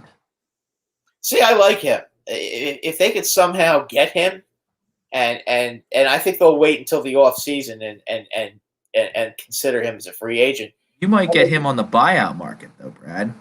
Well, you're going to have to give up anything. Well, he's going to be a free agent, isn't he? After this year? No, I think he got paid by Detroit. Oh, okay. But Cleveland. I'm pretty sure Detroit paid him, and then Okay. they realized that he sucks, and they shipped him to Cleveland, and now Cleveland's trying to. Yeah, but he can score. So I mean, he's not that bad. I mean, he can score a bit. I mean, he wouldn't be a bad player for them. But again, I don't know. I don't know if the Knicks want to go in that direction and spend a lot of money on him. I don't think he's the guy that they're looking for. But we'll see. I mean, I think Leon Rose and Tom Thibodeau have done a nice job making this team respectable because I mean, it's been so freaking long and so many bad draft picks, one after the other. I mean, they finally are starting to look like a real team this year. So I would think that they'd be real careful and not be reckless. You know, you have a lot of assets. Don't let them burn a hole in your pocket. Be smart and get the right guys. You know, that's what they have to do. I mean, Porzingis. I mean, is he gonna? Porzingis. Problem with Porzingis is that he's always hurt. I mean, that was the problem with him when he was on the Knicks. I mean, really top notch talent, but you know he's always hurt. He's soft, you know, and he's a big baby too. Let's be honest. I mean, he cried his way out of New York, you know, and now the Knicks have 2 first-round draft picks for him, and you know now Dallas is looking to trade him. So really, was it that bad a trade? I mean, the Knicks traded him. We all know why the Knicks traded him. They wanted to open up some salary cap room and try to bring in Durant and Kyrie Irving. Okay, and unfortunately, when Durant got hurt, the Knicks decided to forget it, and they aborted it, and you know, just decided, okay, forget it, not worth it. And Brooklyn stepped in and said, okay, well, we'll take him, and they were willing to give up one season with Kyrie because Kyrie obviously didn't want to play without Durant. But you know what it ended up proving though is even with Durant and Kyrie, they still weren't good enough to be on the same level as the Sixers or the Bucks. So they had to go out and they had to bring in James Harden. Now they can compete, but I mean, you know, they had to go out and bring in James Harden to get him to do it. So Kyrie and Durant weren't enough. So in hindsight, probably a good move for the Knicks that they didn't get them. Bob Brinkman, when the Sixers have Joe, Ben, Harris, Green, and Thibault on the floor at the end, they are really tough on both ends. I hear you. Look, I think they're a piece away. I just think the Sixers are a piece away. I don't think they're going to go to the finals as constructed, as I've previously stated on this show. I think they need a little more. And I don't think they need a Kyle Lowry per se. I think you can get away with getting someone further down the totem pole, like a Terrence Ross. DeLon Wright has been a name floated out there that I like. George Hill, a veteran that I would like. George Hill would be a nice pickup. I would agree with you about him. Mike Marshall, give me Lowry. They need an initiator, not a big. Lowry is great on and off the ball. I agree with that, but what's it going to cost me? What's it going to cost me to get Kyle Lowry here? And is it worth it? And I think he can walk at the end of the year, can't he? We might have to give up Maxey and Thibault to get Lowry. See, I'm out. I'm not doing that. I'm not giving up Tyrese Maxey and Matisse Thybulle and draft picks for Kyle Lowry. What about DeMar DeRozan? I mean, San Antonio is about winning championships. I have a feeling that that Popovich is going to say, "Hey, if we can't win it, we're not going to win a championship. You know, we can basically rebuild our team by trading him." But if I'm going to give up Thibault and Maxey, I'd rather get Levine or Bradley Beal. Oh, I would agree. The only question. DeMar DeRozan doesn't do it for me. Okay, no, I'm just throwing that name out there for you. I would like to give up nothing and just add buyout guys somehow. Well, that's even possible. There'll be some guys on the market right after the trade deadline that you could pick up. That would be my preferred option because you don't have to give up anything. Nope. You know? Like, and then I can keep my young guys like Thibault and Maxey, who I like them both. Thibault is going to be key in the playoffs because he can defend. So, like Bob said, when the Sixers have Joe, Ben, Harris, Green, and Thibault on the floor, points will be at a premium, and that's what you need in the playoffs. Well, they're probably, in all probability, at some point they're going to have to beat the Bucks, and they're probably going to have to beat Brooklyn. So I'm not worried about beating Brooklyn. I think you should worry about. Not worried about it at all. They're a bunch of clowns. And if they have all three guys, you're going to have a whole lot of They're trouble. a bunch of clowns. That's fine. You can have your clowns in Brooklyn, and I'll take my Sixers all day. Sixers in 5. You don't match up. Sixers in 5. Brooklyn easy, in 4. Easy money. Brooklyn in 4. No. And then I think the Sixers match up well with Giannis and the Bucks because you have Ben. They always seem to play the Bucks stuff. Like Marshall, no DeRozan, please. I'm with you. DeMar DeRozan doesn't do anything for me. Okay, just throwing the name out there because he might be a guy. I've heard that he is possibly a guy that could be available. Thibault's a great defender and doesn't need the ball. Yeah, that's why I like him. He's content with just playing defense, and you don't have to design offense for him because he's not that good at it to begin with. One name I really like is Malik Beasley out of Minnesota.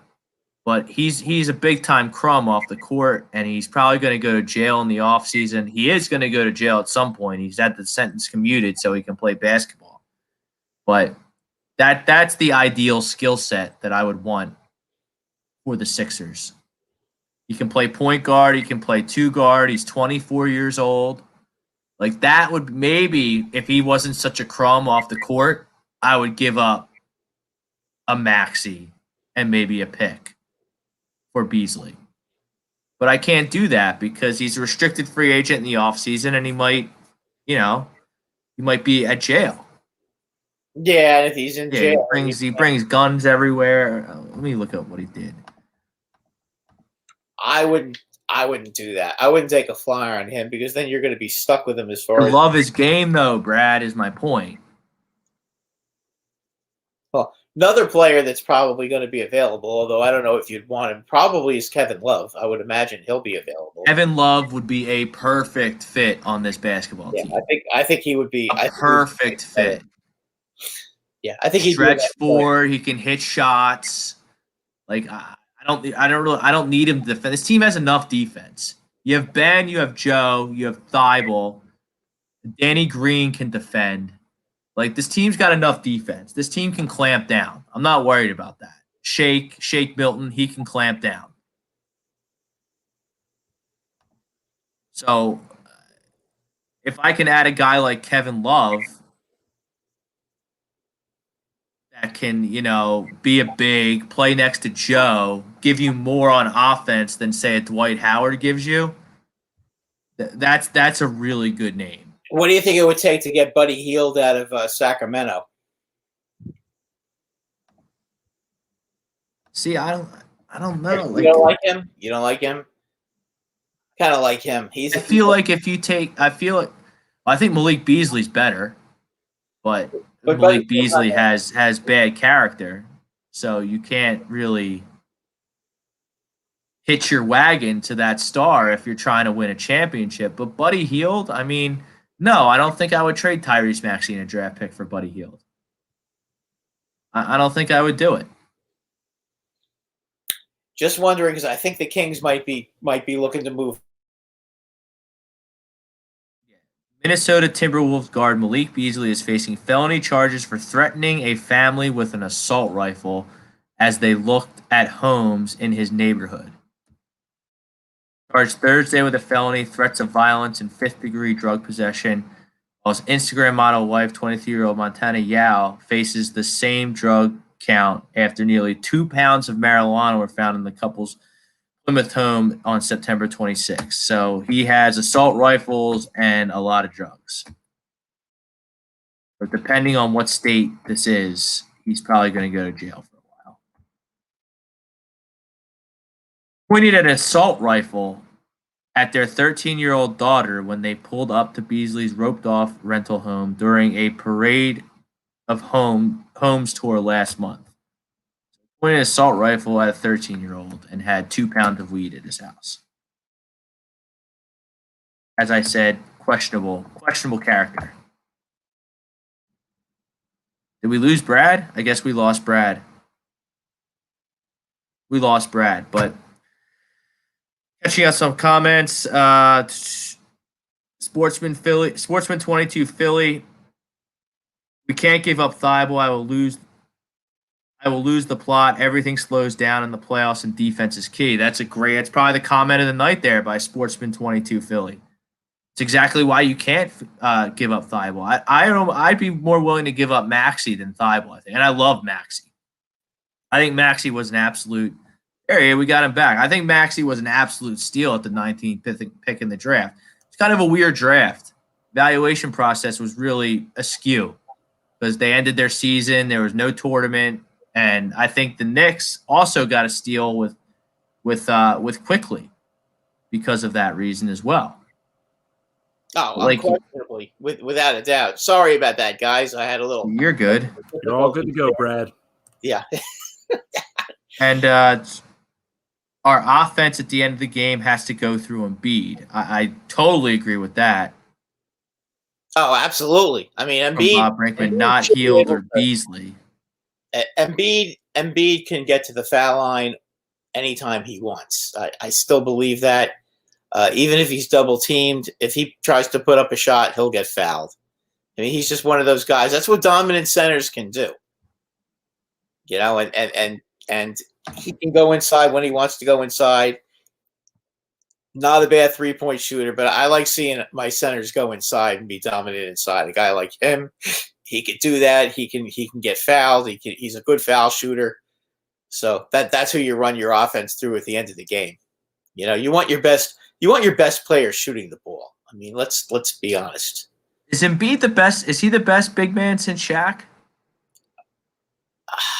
Well, I mean, yeah, I think he is right now. I mean, he's definitely the best center in the game right now. I mean, there's no question about that. I mean, Hakeem was unbelievable too.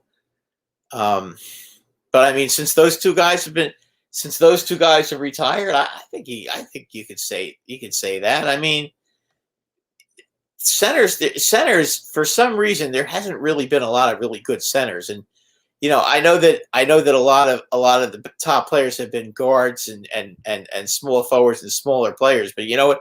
I still think if you have a dominant center, yeah, a dominant center can win basically almost by himself because it's such a tough position to cover. I mean, when you got the biggest, baddest player on the team, you know, in the game, one of the biggest, baddest players in the league on your team, it's basically unstoppable because of his height. Yeah, and the fact that the guy can shoot too. I mean, it's hard. He's an impossible matchup. I mean, he really is, and he's a pretty good defensive player too. I mean, as great as Shaq was not a great defensive center. I mean, let's be honest. Shaq was a great player, He was just a load, and right. You couldn't try to back him down, but you could go around him. I mean, it wasn't like that couldn't happen. But Embiid right now, as I said, the Sixers have something that really no other team has. They have a superior point guard and they have a superior center. And I've always maintained that if you have a superior point guard and a superior center, you know, it used to be back in the 70s, 80s, 60s. If you had those two positions covered, you were winning a championship. It's become more of a small man's game, but I still maintain if you have a great center, there's no way you can lose. It's just that there just have been so few great centers in the league for such a long time. Anyway, a couple news and notes from the NFL. Brad, see J.J. Watt. He's going to sign with the Arizona Cardinals.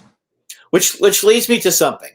Okay, their defensive end who had 12.5 sacks this year. I can't remember. Was that Golden? Who?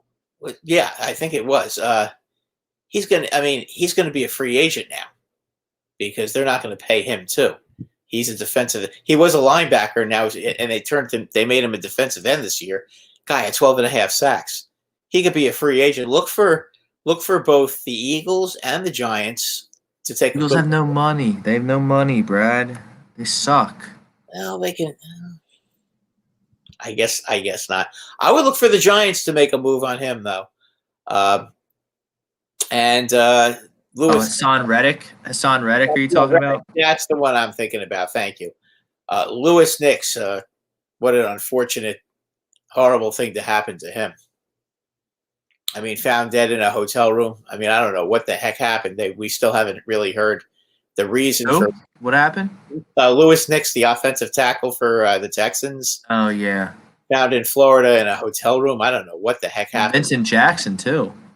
Yeah, Vincent Jackson as well. I mean, it's a shame. I don't know what. I mean, maybe it was COVID. Who knows? I mean, with the HIPAA laws, nobody really knows what happens to these guys if somebody doesn't make an announcement. So, could have been COVID, or it could have been God only knows what else. I was pretty surprised that J.J. Watt chose the Arizona Cardinals. Oh, I'm not surprised. I mean, his buddy DeAndre Hopkins is there. That's really the only thing you can really point to, right? Yeah. I think that they're not close to winning a championship there. Kyler Murray, he don't got it. Cliff Kingsbury, he don't got it. No, I would agree. So, I mean, I don't see J.J. Watt being the difference maker that puts Arizona over the top, making them better than Seattle, San Francisco, or Los Angeles, who I think is absolutely loaded now with Stafford. Speaking of the Seahawks, now there's a lot of trade rumors concerning one Russell Wilson. Now the Seahawks are not going to trade Russell Wilson, right? No, that's ridiculous, right?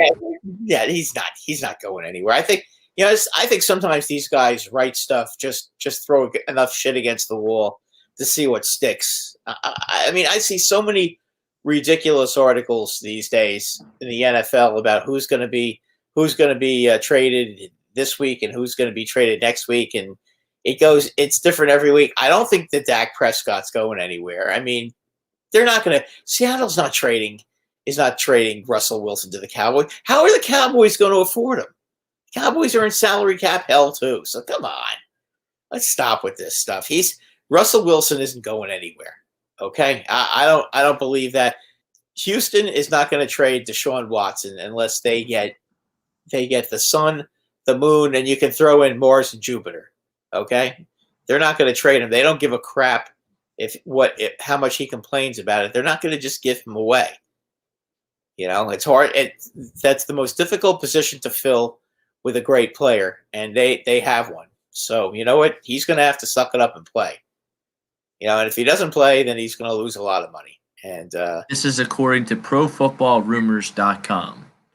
Russell Wilson has not demanded a trade. Agent Mark Rogers tells ESPN.com's Adam Schefter. However, the quarterback has told the Seahawks if a trade were to be considered, he would be willing to join Dallas, New Orleans, Vegas, or Chicago.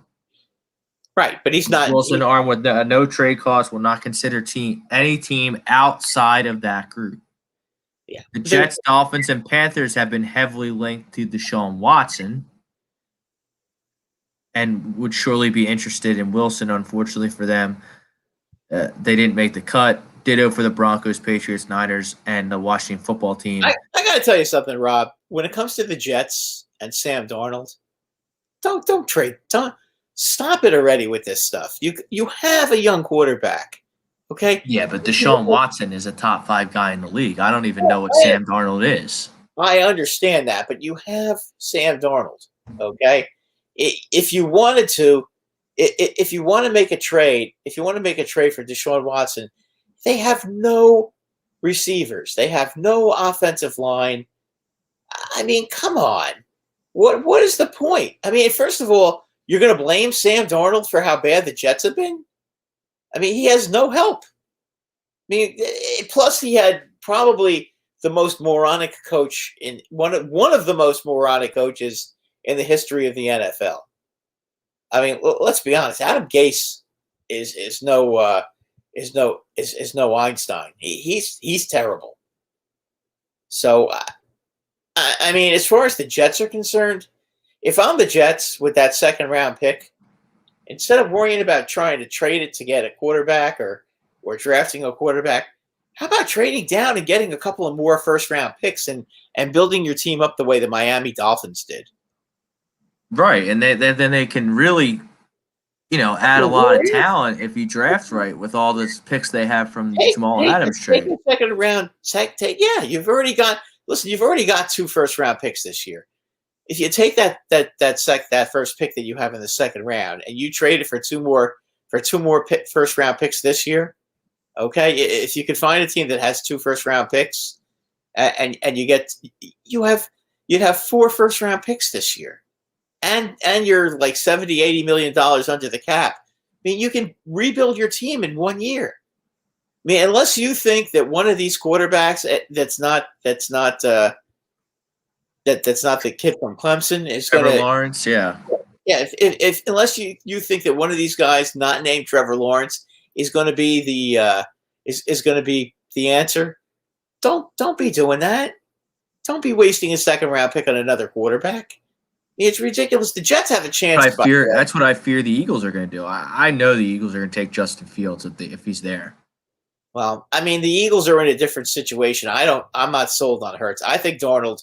I like Darnold. I still think Darnold could be a really good quarterback in this league. I just think that you've got to get some talent around him. And if you trade down with that second pick, and you get yourself a couple of more first round picks this year, you end up with 4 first round picks. In the four picks of the first round. I mean, come on, you should be able to build an offense. Like even if you hit 2 of them, it's hard to draft. It's hard to draft. It's hard to draft, but if you hit 2 or 3 out of the 4, okay, you can. You're going to be right there for the playoffs. You can rebuild your whole offensive line, and you can get yourself a hell of a good receiver while you're at it too. I mean, it makes too much sense. That's why I don't understand all this stuff. I really don't. And as far as Deshaun Watson's concerned, you know what? They don't have to trade him, and he needs to shut up. If he wants to get traded, complaining is not gonna help. Okay, so he needs to shut up and just play.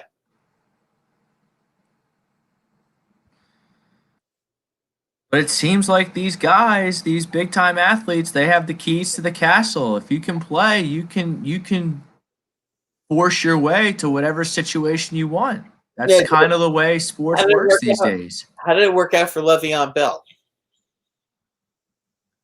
Different position. Because Le'Veon Bell, I don't think cared who paid him. Yeah, but you know what? When he sat Sean Watson doesn't want to be with the Texans at all. But he sat out that season and he sucked afterwards. So I mean, true, but I don't think there was a personal vendetta against the Steelers from a Le'Veon Bell standpoint that there seems to be with Deshaun Watson in Houston. If the Steelers wised up after 2 weeks of his holdout and paid him his money, he would have played for the Steelers no problem. I don't think Deshaun Watson's ever playing for the Texans again. Well, I think it's going to come down to a point where unless the Texans are forced, they're not going to trade him. I mean, they could get so much for him if they really want to trade him, but it's so hard to get a good quarterback. That's the whole problem. So, I mean, that's the whole point there. So you got to be careful with that. It should be a fun offseason because the Washington football team, they're not bringing back Alex Smith, so they're going to need a quarterback. Well, I guess the question with them is: are they going to go with that kid that played in the playoffs, or are they actually going to go out and try to maybe they draft somebody and then maybe they pick Mac Jones. Maybe at 19. Maybe they try to fix Jameis Winston. I think Jameis Winston's going to start in New Orleans. Sure about that? No, but I think that See, that's how it's going to work out. I think he's gonna. I think Jameis Winston is not going to start. I think if Deshaun Watson gets traded, I think it's going to be to New Orleans, and because New Orleans is the one team that probably that. But they have less money than the Eagles. Maybe so, but I mean, well, I don't know. I mean, I guess the first thing we got to find out with New Orleans is what's going on with Breeze. Is he going to play or not? I don't think he's going to play. He wasn't any good last Yeah, year. I mean, he was okay. I mean, he's on the wrong side of his career. I mean, he's old now. I'm not so sure that Jameis Winston isn't a better option considering Drew Brees' decline in his age. Yeah, that's true. That's true.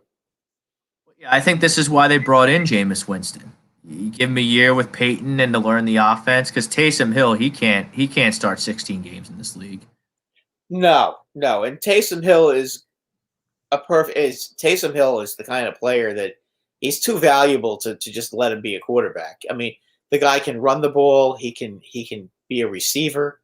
He can also quarterback. I mean, there's hardly anybody in the league that can do all that and to do it well. I mean, that's rare. That is really rare to see a guy that does it as well as he does. So I don't see that at all. And then I don't know. And then you have the Dak situation down in Dallas. I mean, I don't know how that's going to pan out either. What about Marcus Mariota? From what I understand, the Raiders. Is he a free agent or is he going to be? I believe he is a free agent. Yes. Yeah, the Raiders aren't going to keep him. They're not going to pay. They're not going to pay a backup quarterback when they have a chance. I mean, unless you look at that, I think New England makes a lot of sense for. For Mariota. I think Washington makes a lot of sense for Mariota. Absolutely. No, Mariota, listen, you put Mariota on the right team and he stays healthy, he'll be fine.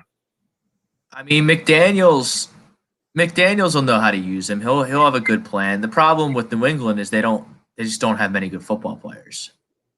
No, they don't have a lot. They don't have any offensive players anymore. And then I think that Washington in that system would be ideal because he wouldn't have to throw they can run the ball, they can be physical, they can play defense. McLaurin's a pretty good receiver. Logan Thomas, pretty good tight end. Mariota also likes to run the ball himself, so I mean that would. He's an athlete for sure. Yeah, he'd be a pretty good fit there. So no question about that.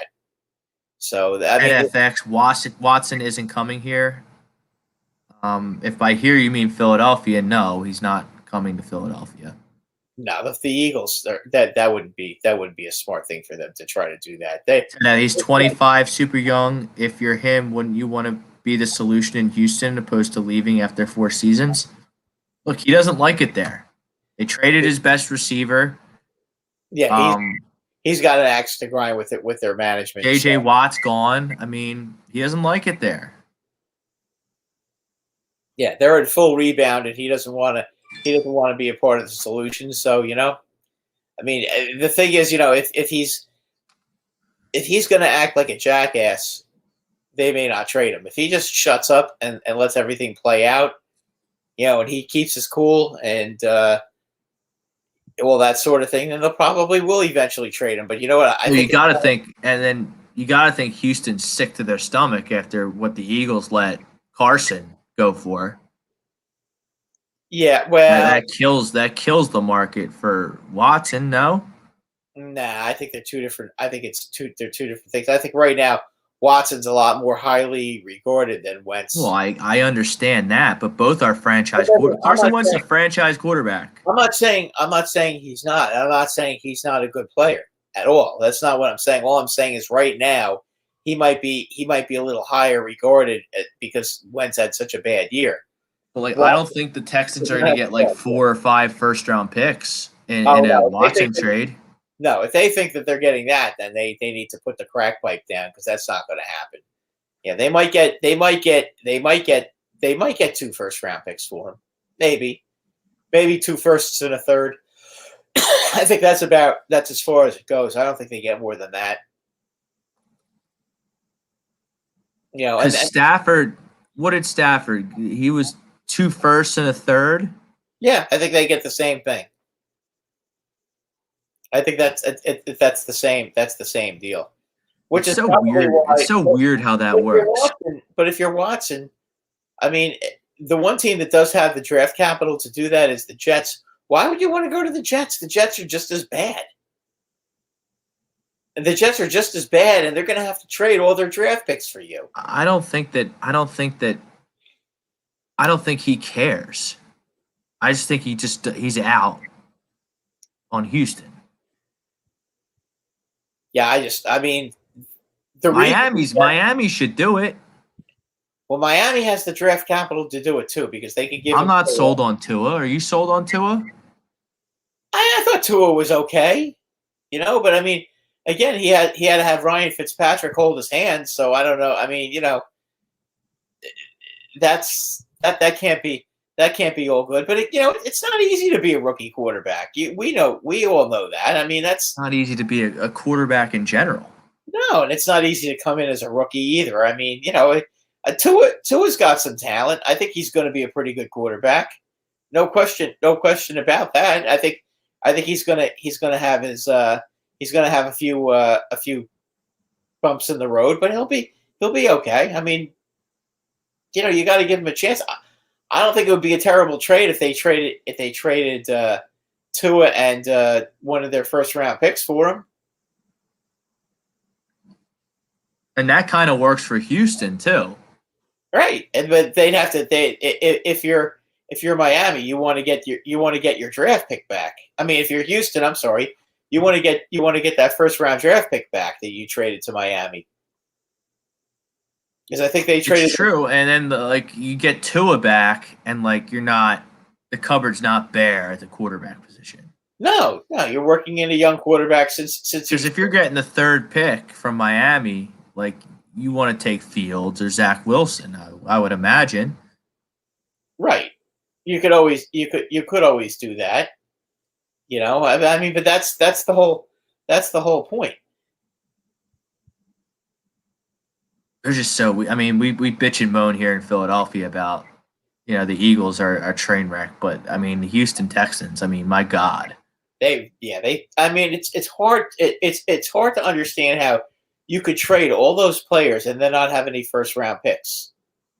For the next 2 years they don't have a first round pick. Yeah, it's terrible. How the hell do you end up trading DeAndre Hopkins and J.J. Watt's gone and they didn't even get anything for J.J. Watt. They released J.J. Watt. They released him. I don't get how you can get rid of these guys and not even have a first round pick.